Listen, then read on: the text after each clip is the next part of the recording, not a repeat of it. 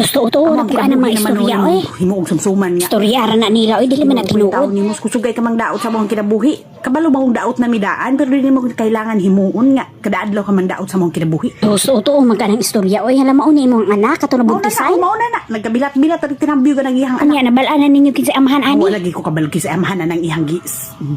Sabak lagi. Kay magdala na siya drig uyab, ihama ang kunon nga barkada. Mura bag dili ko na agi sa una. Sabay barkada nga dalaon sa kwarto. Matingala lang tas gid ka. Ay, nag-unsa man di ay na.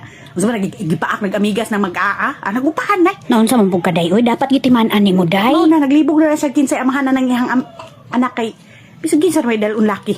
Ni ang kunon barkada. Ni dito dai magtambay sa kwarto, magsig unsa pangutanog na unsa ka, miingo gipa ako gamigas.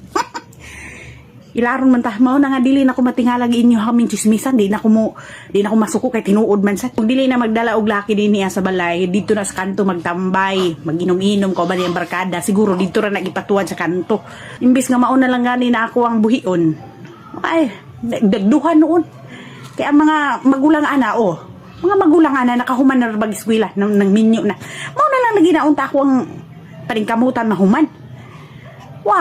Nahuman, bis maura usa ang babae. Kahuman, kaantos. Hasa na sigurong katulas bisong niya na. Kaya man kaantos anang ihang